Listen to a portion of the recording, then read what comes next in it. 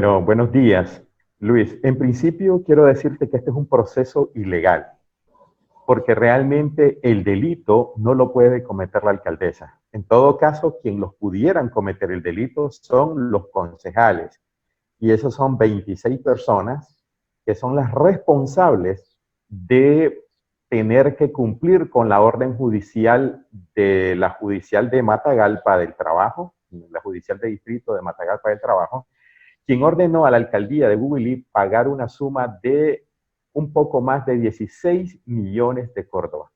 Sin embargo, la ley claramente establece que si no hay solvencia, no hay liquidez, entonces la responsabilidad será, en los casos de los municipios, del consejo.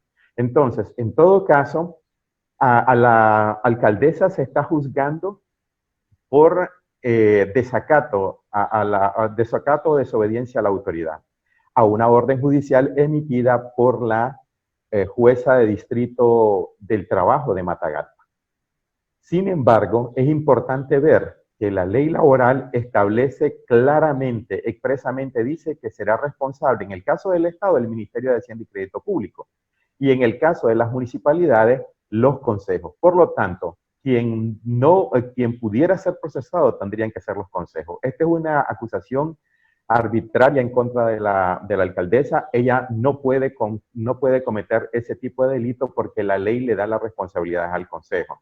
Sin embargo, pues es un proceso político que lo que pretenden es destituirla a ella de su cargo y para eso se está usando nuevamente el Poder Judicial como un aparato para poder quitarle el derecho que tiene de ejercer el cargo porque así lo eligió el pueblo. Recuerda que estas fueron las elecciones de del año 2017, donde ella fue electa.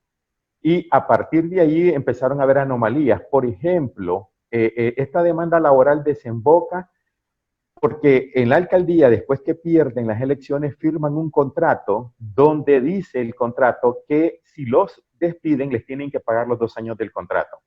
Y aparte de eso, aumentan los salarios, pero de forma increíble. Por ejemplo, por decirte algo, alguien que ganaba 9,000 córdobas le suben el salario a 19,000. Alguien que ganaba 12,000 le suben el salario a más de 30,000 córdobas. Sin consultar al consejo, ese contrato no fue aprobado por el consejo y no se consultó al presupuesto si daba para hacer esto.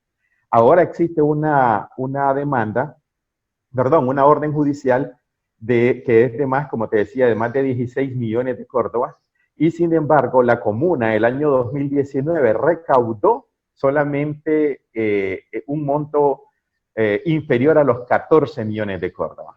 Y eso se convierte en un imposible cumplir esa sentencia. Por el otro lado, hubieron embargos ilegales porque en estos procesos con orden judiciales hay jueces de ejecución y embargo. Sin embargo, la Policía Nacional fue a embargar una camioneta de la alcaldía cuando las propiedades de las municipalidades son inembargables, según reza una ley de 1935. Por otro lado, la alcaldía tiene imposibilidades de pagar, porque como te decía, recaudaron menos de 14 millones y la transferencia nacional fue de menos de 800 millones. O sea que entre la transferencia y lo que recaudó la policía y lo que recaudó la alcaldía, pudieron haber andado un poco más de 14 millones de Córdoba, lo recaudado por todo. La demanda es de más de 16 millones. Y otro dato interesante es que la transferencia nacional que le hacen a las alcaldías en el año 2019 fue de menos de 800,000 Córdobas, como te había dicho. Sin embargo, la transferencia que recibió ese mismo municipio en el año 2017, que eventualmente tenía menos habitantes, porque cada año aumenta la población, era o sea, el desembolso nacional que recibió la alcaldía era de 96 millones de Córdoba en el 2017 y en el 2019 reciben menos de 800,000 Córdoba. Entonces, hay una imposibilidad de poder cumplir con esa obligación y obviamente pues la alcaldía no puede dejar de operar para agarrar toda la plata y aunque lo hubiera agarrado todo, no le puede pagar a los trabajadores esa suma. ¿Se valora como una situación política entonces, doctor? Mire, yo tengo un poquito más de 2 años de estar defendiendo a los presos políticos y existen patrones para poder determinar los presos políticos. Número uno, el delito no puede ser cometido por la alcaldesa. Ese es el primer patrón. La mayoría de las personas presas políticas se les imputaron delitos que ellos no cometieron, como delitos de terrorismo, delitos de crimen organizado, que sí se pueden dar, pero que ellos no lo cometieron. Y a las pruebas, pues, nos remitimos, aunque fueron declarados culpables en juicio injusto. Otra cosa interesante es que a los presos políticos, a la mayoría de ellos se sustrae de su juez competente. Y en el caso de la alcaldesa fue sustraída de su juez competente. Este caso inició en mayo en Huihuilí. Posteriormente, la jueza se inhibe de seguir conociendo la causa, o sea, ella se separa de la causa y lo manda al juez de distrito penal de juicio de Jinotega para que él decida quién va a ver el caso. Y el juez nombra, que no fue el juez de distrito penal de juicio quien lo nombró, sino el juez de ejecución de sentencia y vigilancia penitenciaria fue el que nombró al subrogante, en este caso nombró a la jueza de Jinotega. Y eso es una violación al derecho constitucional de ser juzgado por tu juez competente, y te explico por qué. El caso nace en Huihuilí.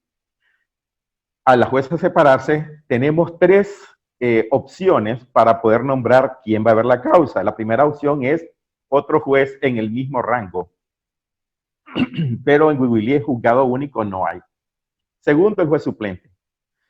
Según tenemos que presumir que no existe juez suplente porque el juez ni siquiera se pronunció respecto de eso. Y tercero, dice la comprensión territorial más cercana. En este caso, el juzgado más cercano al juzgado de Huihuilí tiene que ser el juzgado de Huihuilí de Nueva Segovia. Ese es el que le debía de haber visto.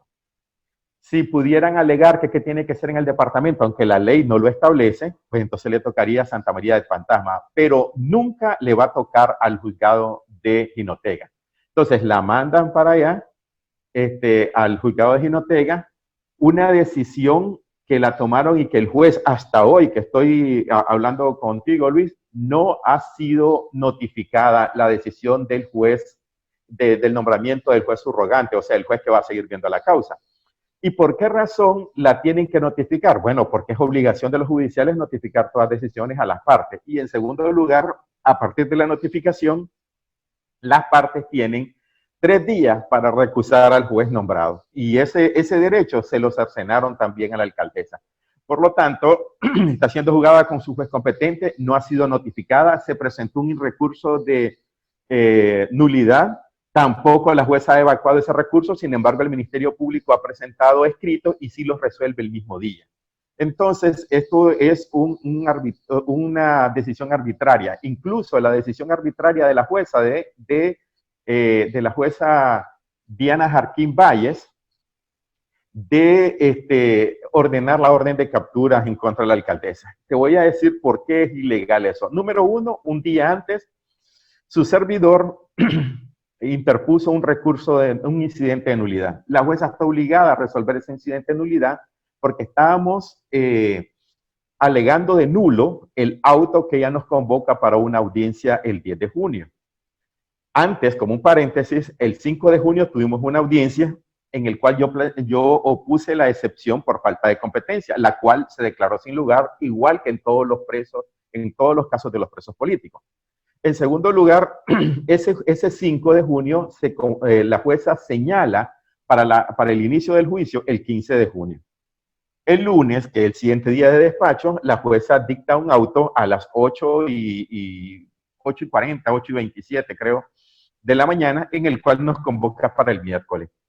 Pero ella dice que la razón de programar la audiencia es porque había un caso de fuerza mayor. Así uno más pone. Sin embargo, la fuerza mayor es una circunstancia excepcional, según lo ha establecido la Corte Suprema de Justicia, que se refiere al acto hecho por un hombre o por el hombre, que puede ser predecible o impredecible, pero inevitable. Y el judicial está obligado a decir cuál fue ese acto que a ella le impediría hacer la audiencia el día 15. y no lo hizo. Entonces, eso causa nulidad porque no está fundamentado. Así lo establece el Código Procesal Penal y la Ley Orgánica del Poder Judicial y aún la Constitución. Dice que las sentencias tienen que ser bien fundadas. Entonces, la jueza tenía que resolver ese incidente previo a convocar, a iniciar las audiencias. Quiero decirte que al día siguiente que se presentó ese escrito, ya estamos hablando del día 10 de junio, el día de la audiencia, las defensas y la alcaldesa se presentaron al juzgado. Al llegar el doctor sustituto Santiago Duarte me informa de que se están suspendidas todas las audiencias de ese despacho. Incluso, ahí había otra abogada que estaba esperando audiencia, que estaba convocada para la misma hora que nosotros, fíjate. Pero tampoco ella hizo su audiencia. Fue el doctor Duarte a averiguar atención al público, le dijeron que estaban suspendidas. Se preguntaron a 3 personas, se fue a la sala y no había forma. Ese día no entra en el sistema de Nicaragua, no entra ningún auto, sino que hasta el día 11 aparece en el sistema de Nicaragua un auto en el cual dicen que no comparecimos, me decretan el abandono a mí, le decretan el abandono a mi sustituto, porque dicen que lo vieron. Y ese auto, te digo, nos sirve de prueba que sí estuvimos, porque en el auto mencionan que el doctor Duarte andaba en el complejo judicial. Nos citan en la sala 1 y supuestamente celebran la audiencia en la sala 9. Pero de todas maneras, ella en esa audiencia nos decreta el abandono a las defensas y declara la rebeldía en contra de la alcaldesa y también gira orden de captura. Ahí hay otro auto de ilegalidad. Primero, pues como te dije, no habían resuelto el incidente de nulidad que tenía que resolverlo por el debido proceso primero. Segundo, la ley dice que cuando el imputado o el acusado no comparece, como no sabemos si la causa es justificada o injustificada, la ley mandata que se le dé un plazo de 24 horas para que justifique su incomparecencia. Y si no lo hace, entonces después se decreta la rebeldía y la orden de captura. Sin embargo, ese procedimiento también lo vio la jueza, la doctora Diana Jarquín. Sino que ella se fue a hacer algo que la ley no lo mandata, pues, o sea, lo mandata siempre y cuando hagas el requisito de que te dé el chance de 24 horas. Ella no lo hizo, se fue. Y eso nos demuestra una clara evidencia que lo que quieren es buscar la forma como quitarla de su puesto de alcaldesa, pues. Y esa es la situación que nosotros tenemos en este momento. En ese caso, es importante señalar lo que dice la ley, ¿verdad? Si ella cometió el delito en funciones de su cargo, pero el problema es que el delito no lo puede cometer la alcaldesa. Ese es un absurdo de parte de la decisión del judicial. Con el debido respeto, ahí se equivocó completamente, porque ella debería de verificar si realmente el delito se cometió. Y hay otra cosa importante, hay que ver que el principio de inocencia cubre a la alcaldesa. Entonces, ella no puede decir que hicieron eso porque no está probado. Y en segundo lugar, si la jueza hubiera tenido la delicadeza de ir a ver lo que dice la ley laboral, entonces pudiera ella darse cuenta que ese delito no lo puede cometer la alcaldesa, sino los concejales. Entonces, por lo tanto, esa fue ocupar la ley y hacerla que diga lo que yo quiera. Eso fue lo que pasó con esa decisión de ese auto de la doctora jueza Jarquín Valles de Jinotega. Ella hizo que la ley dijera lo que ella quisiera. Eso fue exactamente lo que pasó. Porque me puedes preguntar, ¿qué tiene que ver la ley laboral con este delito? Bueno, el delito de desobediencia o desacato a la autoridad es un delito personal. No es un delito que lo va a cometer el representante sino es un delito personal. Pero aquí nos auxiliamos ante el Código del Trabajo, establece de que cuando son los funcionarios, entonces es la jueza de Distrito del Trabajo, la jueza de Matagalpa, la que tiene que poner una especie de denuncia ante el Ministerio Público. Y así lo hizo la doctora jueza del Trabajo. Entonces, ese mismo articulado donde te dice de que es la jueza la que tiene que dar conocimiento al Ministerio Público, también es la que dice quién es el funcionario responsable. Y es donde te digo que aquí hay una conspiración, porque la jueza del trabajo, conocedora de lo que dice el Código del Trabajo, determinó que la alcaldesa es la responsable porque ella es la representante legal del consejo, cosa que es falso con toda falsedad. La alcaldesa, de acuerdo a la ley 40, la ley de los municipios, es la representante del municipio, salvo que para la jueza para la jueza de distrito del trabajo de Matagalpa, para ella el consejo sea sinónimo de municipalidad, del municipio. O sea, si para ella el consejo es lo mismo que el municipio, entonces sería la alcaldesa la representante del consejo, pero no lo es así. Dentro de la ley del municipio, el consejo es la máxima autoridad que hay en el municipio. Ve, y por lo tanto, la alcaldesa no puede ser la representante legal del municipio. Perdón, del consejo, solamente es del municipio. Y es ahí donde ellos vinieron a tergiversar las normas para hacerla que las normas digan lo que quieran.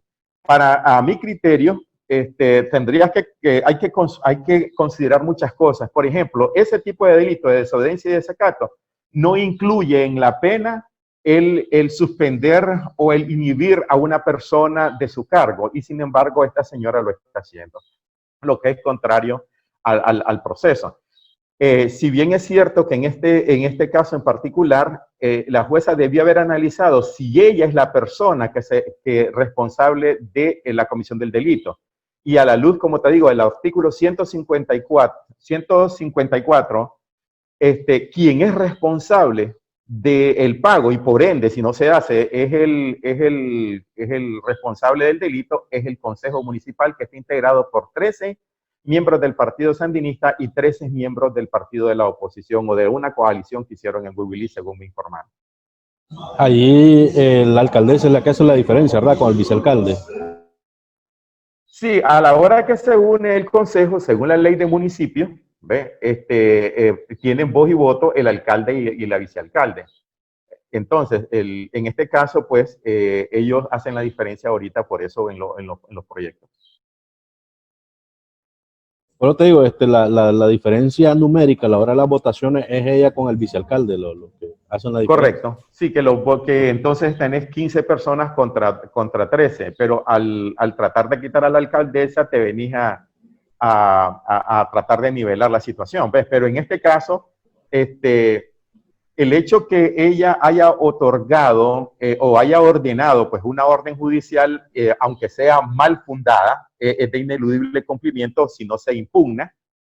En este caso en particular, lo que se pretende es tratar de ver cómo puedes eliminar al alcalde y al vicealcalde del juego. Pero es algo importante.